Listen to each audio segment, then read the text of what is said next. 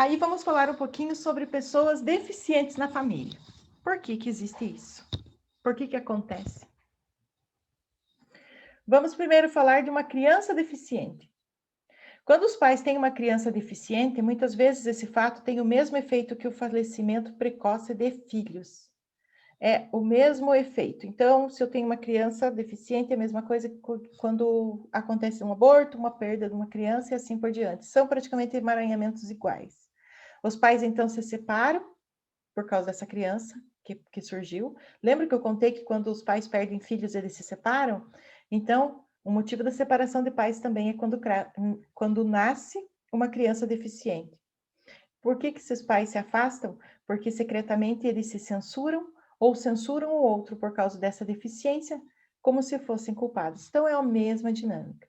A solução é os pais olharem um para o outro e dizerem: é nosso filho, e juntos vamos cuidar dele, do modo que necessitar de nós como pais. Essa é a frase de cura. Só assim os pais podem se aproximar, se apoiar e se fortalecer reciprocamente nos cuidados junto à criança deficiente. Irmãos deficientes. Como que é o emaranhamento quando a gente falou dos pais com a criança, agora dos irmãos com o deficiente? O irmão deficiente tem também um efeito profundo nos outros irmãos. E é incrível, gente, quando quando uma pessoa tem um irmão deficiente, ela começa a não viver a vida mais. Porque ela se sente muito culpada, por que que ele é assim e eu não? Então, as crianças que são saudáveis não possuem a coragem de preservar sua saúde e tomar suas vidas na totalidade em lealdade a esse irmão, pois secretamente se sentem culpadas perante a criança deficiente, pois ela se encontra em desvantagem. E assim os irmãos saudáveis querem compensar buscando um equilíbrio. E como que é esse equilíbrio? Eu não sendo saudável também. Quando o irmão que não é deficiente se sente mal na sua vida, ele fica feliz porque ele está incluído. E fica melhor porque sua necessidade de compensação está sendo atendida. Que é aquele emaranhamentinho básico que vocês já estão cansados de saber, que quando eu não tenho felicidade, quando eu não tenho saúde, no sentimento primário, né? Eu vejo isso, mas no secundário, o que que eu vejo? Uma necessidade enorme de incluir ou de equilibrar. E qual que é a solução aí para os irmãos deficientes? A criança saudável olha para a criança deficiente e diz: sempre que eu falo em solução, vocês imaginem um campo de constelação, tá? Imagine que está tendo uma constelação que trouxe a questão da criança deficiente, e aí, na constelação, a cura vai ser essa. O irmão saudável vai olhar para a criança deficiente, o representante do irmão saudável vai olhar para o representante da criança deficiente e vai dizer: você é deficiente e eu sou saudável. Tomo a minha saúde como a recebi e a respeito como um presente. Porque quando eu não tomo a minha saúde, quando eu sou saudável, quer dizer que eu estou sendo ingrato a essa saúde. Então eu tenho que receber e respeitar essa saúde. Eu estou num movimento de profunda ingratidão. Só que eu não sei disso. Por quê? Porque esse movimento está sendo motivado por uma necessidade de equilíbrio. Mas eu deixo você participar dela. Então ele fala para o irmão, né? O saudável diz para o irmão: eu deixo você participar dela. E como que esse irmão saudável vai participar dessa saúde do irmão saudável? Se precisar de mim, estarei sempre ao seu lado. Então, o irmão saudável, a única cura dele é quando ele se propõe a cuidar do irmão deficiente. E agradece a saúde que ele tem, porque graças a essa saúde ele pode colaborar e pode ajudar o irmão. Assim, a criança pode ficar com sua vantagem sem culpa e usar isso para cuidar do irmão quando ele precisar. Já pensou se os dois fossem deficientes? Quem iria cuidar de quem? Então, a pessoa ela está com um problema na vida, ela tem um irmão deficiente, ela não se sente saudável, por quê? Porque ela está sendo ingrata pela saúde que ela tem. Só que ela não entende que a grande alma deixou um com saúde para esse com saúde cuidar daquele que não tem. Essa é uma bela forma de ressignificar a desvantagem. E o irmão saudável não precisa mais compensar, limitando sua vida. Porque a partir desse momento ele entende dentro do campo que a saúde dele é imprescindível para ajudar o irmão. E também isso é muito benéfico para a criança deficiente, pois tira dela o peso de se sentir culpada pelo fato dos outros limitarem sua vida por causa dela. Porque quando está emaranhado dois irmãos, um deficiente e um não, e o que não é deficiente, ele começa a ter problemas e deficiências de saúde também, o outro que é deficiente, ele fica com um fardo muito pesado, com uma carga muito pesada, porque ele vê que o outro está limitando a vida dele por causa da deficiência dele. Isso tudo inconsciente, tudo nível sistêmico, deixando bem claro. A pessoa não sabe disso, mas o campo sabe.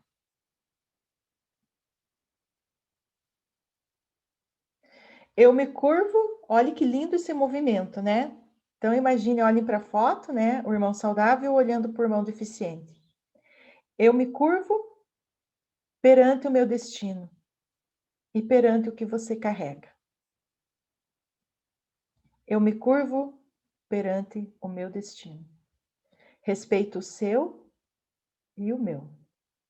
Toma minha vida como ela me foi dada e deixo a sua como lhe foi dada. Mas eu sempre serei seu irmão ou a sua irmã. Pode contar comigo sempre que precisar.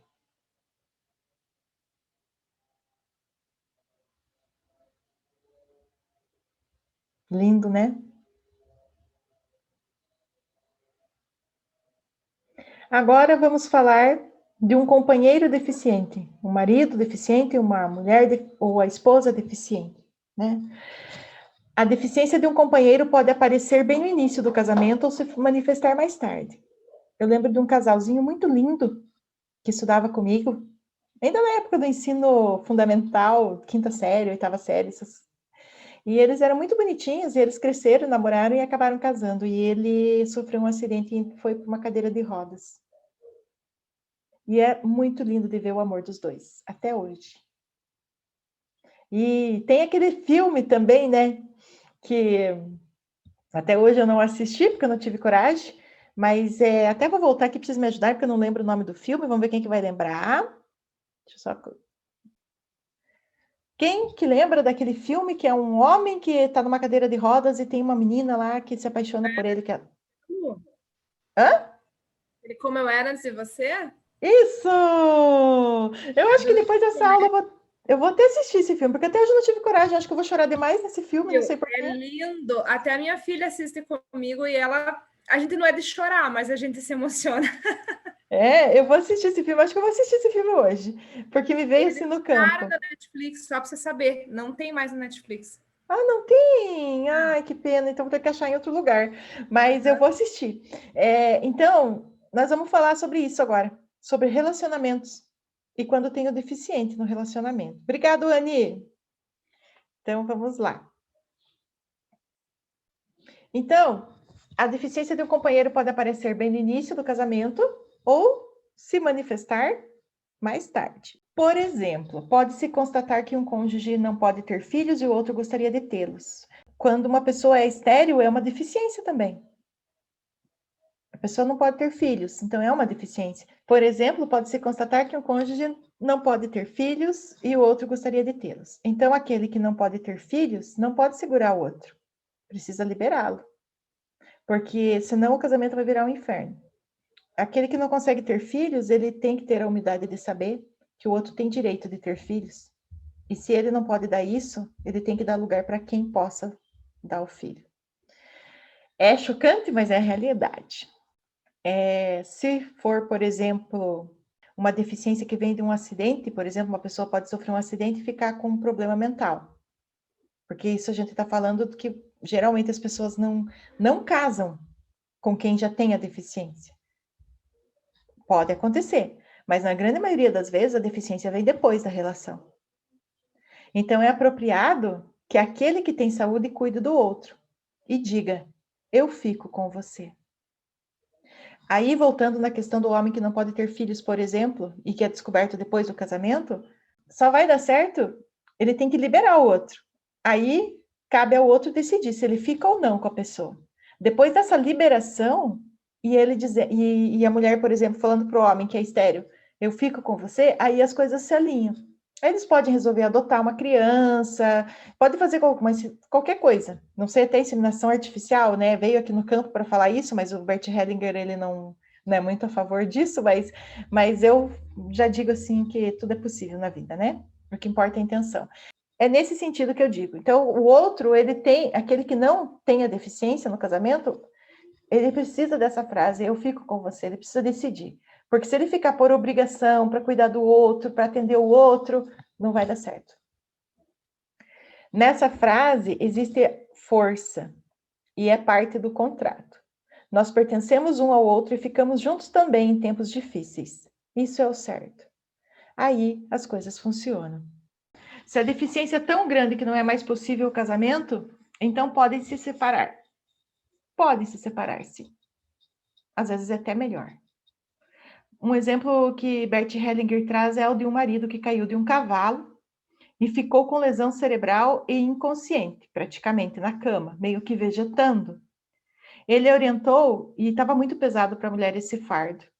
Olha a orientação do Bert Hellinger dentro da constelação. Colocaram o representante do cara que caiu do cavalo e colocaram o representante da mulher. E ele orientou a mulher a dizer: eu te amei muito e te respeito, e você será sempre o pai dos nossos filhos. Contudo, agora, considero terminado o nosso casamento e vou me dedicar a um novo parceiro. Ai, vejam isso. Como que a gente vê uma mulher falando isso para um inválido? Para nós, seres mortais, réis mortais, isso é um absurdo. E depois tem gente que diz que constelação é romântica. Não, constelação é a vida nua e crua. Por que Bert Hellinger pediu para a mulher falar isso para o cara? Porque quando ela fez isso, a fisionomia do marido se iluminou.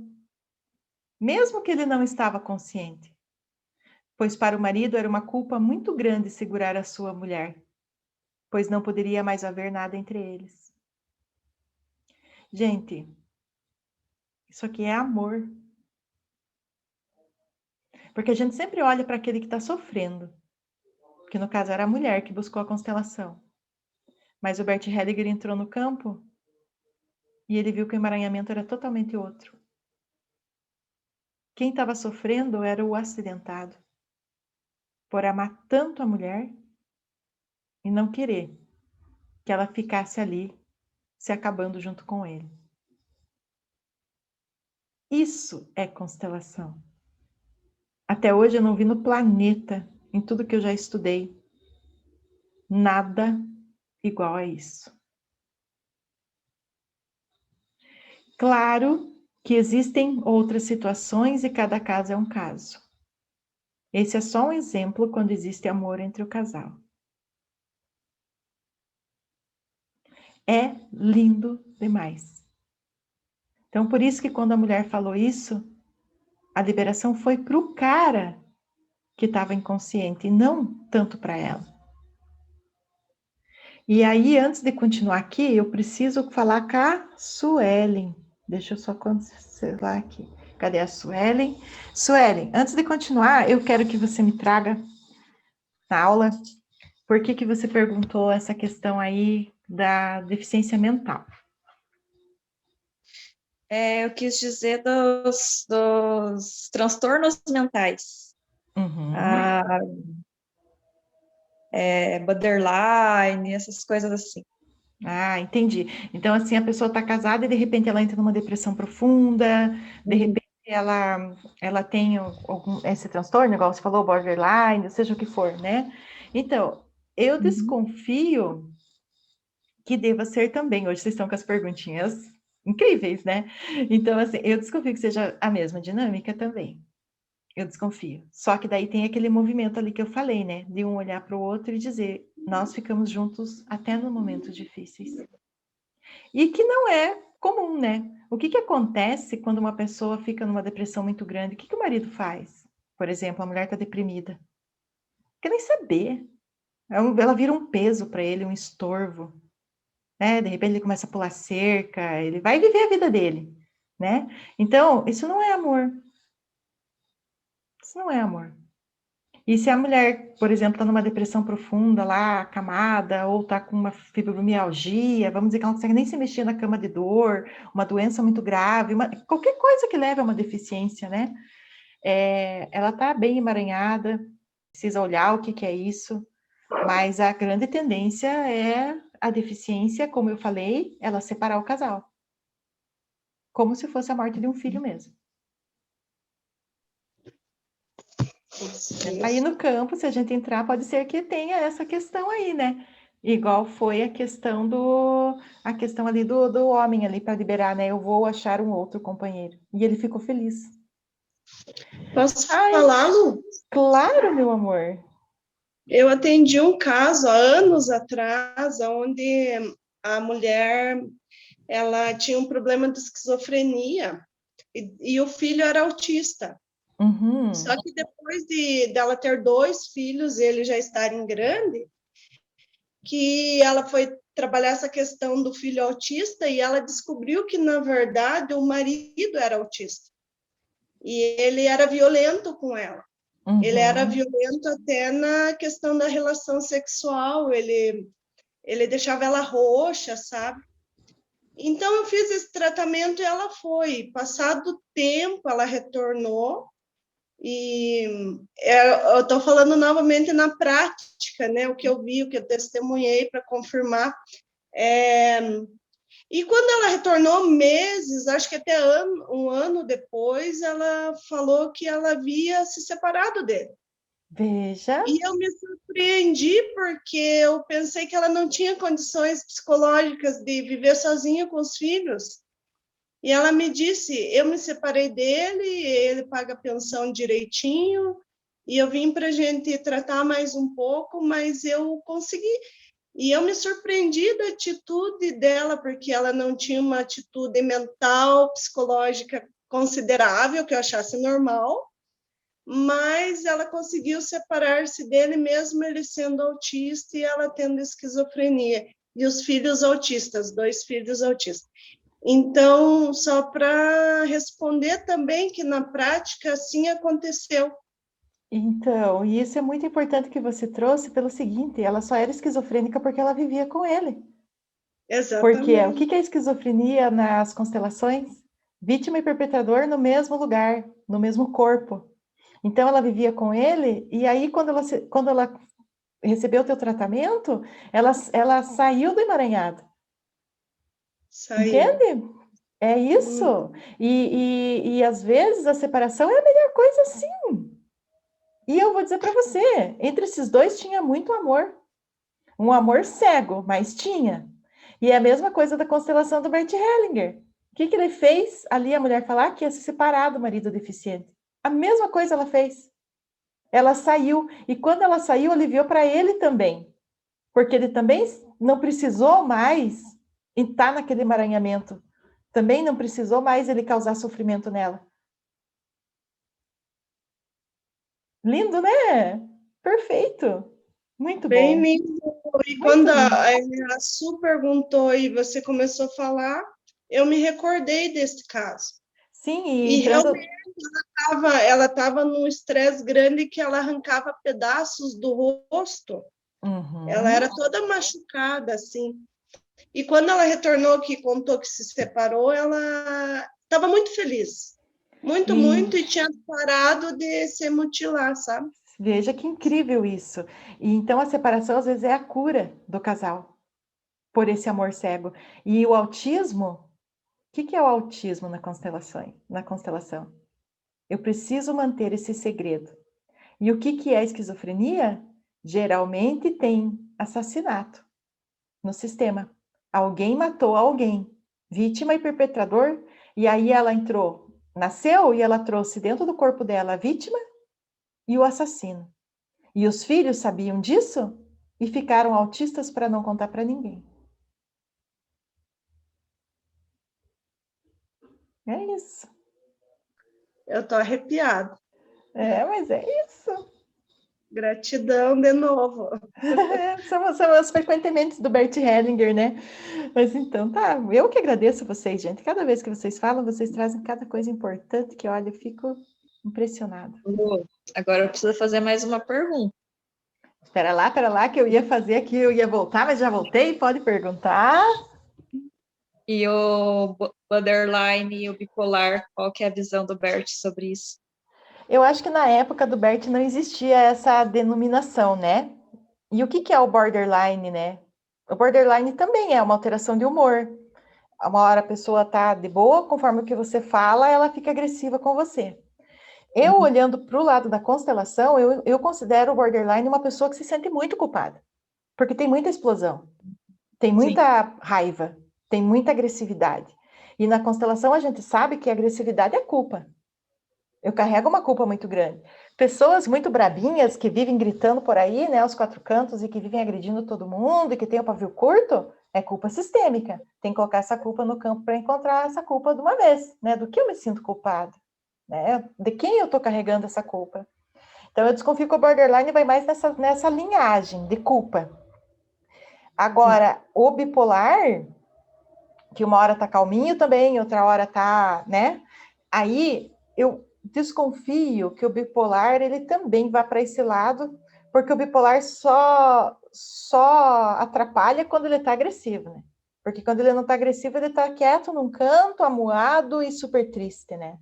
Então eu desconfio assim que o bipolar ele pode estar de repente olhando para a morte quando ele está num polo, quando ele está apático, ele não está olhando para a vida, então ele está em lealdade a alguém no sistema. Ou algum excluído, mas como ele olha muito para a morte, pode ser alguém que morreu, alguém que se suicidou, sei lá, algum nesse sentido, né?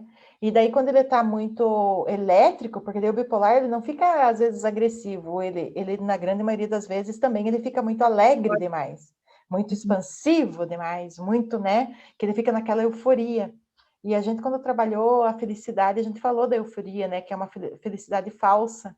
Então, vou dizer assim para você, quando uma coisa que eu mais amo na constelação é não saber resposta para tudo, né?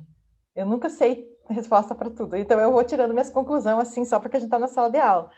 Mas o que eu faria, né? Se uma pessoa procurasse dizendo que ela era bipolar, eu ia colocar no campo o lado que é negativo, que ele não se manifesta, que é quase morto, e colocaria o lado que é o positivo, que é aquele lado onde ele fica eufórico ou agressivo, seja o que for. E deixava que acontecesse o negócio, sabe? E pode ser que tenha dois emaranhamentos no mesmo tempo ali, né, também. Mas não necessariamente que sejam vítima e assassino, como é a esquizofrenia. Aí a gente olha para algumas outras dinâmicas também. Entendi. Tá Gratidão. bom? Imagina. Ah, e não esquecendo, né, que essa parte muito depressiva tem muito a ver com medo, né? Também. A gente olha também para um medo muito grande no campo. Tá bom? Então, vamos dar sequência aqui. Então, agora vamos falar dos pais deficientes. Uma família sempre carrega junto o destino dos seus membros, isso é adequado. Por exemplo, pode ser que um pai tenha levado um tiro na cabeça e passou a não regular bem. Começou a ficar meio lelé da cuca por causa do tiro. A mãe passa a rejeitá-lo e tenta se livrar dele. Mais tarde, isso terá, nos filhos, um efeito terrível, pois internamente eles permanecem fiéis ao pai e mais tarde, talvez, eles possam imitar o comportamento do pai. Isso quer dizer que a mesma coisa da mulher depressiva. A mulher, do nada, ela ficou depressiva no casamento e o marido começa a querer evitar a mulher. Os filhos vão olhar para o excluído, que é a mulher. E os filhos vão ficar depressivos. O pai ficou lelé da cuca, a mãe passa a rejeitar. O pai está excluído. Os filhos vão olhar para o pai excluído. E podem também, de repente, começar a apresentar alguns quadros de perturbação mental. Podem se colocar em risco também, às vezes, de repente, até também serem assaltados, levarem tiros e assim por diante. Porque o filho sempre vai olhar para o pai excluído. Se você excluir esse pai, você está dando um tiro no pé. Se a mãe rejeita o pai, os filhos vão entrar em lealdade com o pai e vão imitar esse comportamento do pai. Aí o pai era um beberrão, bebia muito, os filhos começam a beber demais. A mãe era muito depressiva, os filhos vão tender a ter depressão. Tudo isso é uma lei que a gente percebe, como diz o Bert Hellinger. A cura é concordar com o que aconteceu. A cura é concordar. Foi assim e pronto. E aí, né, como eu falei nos outros slides, se for preciso, a separação. Mas uma separação muito consciente. Não uma separação de exclusão.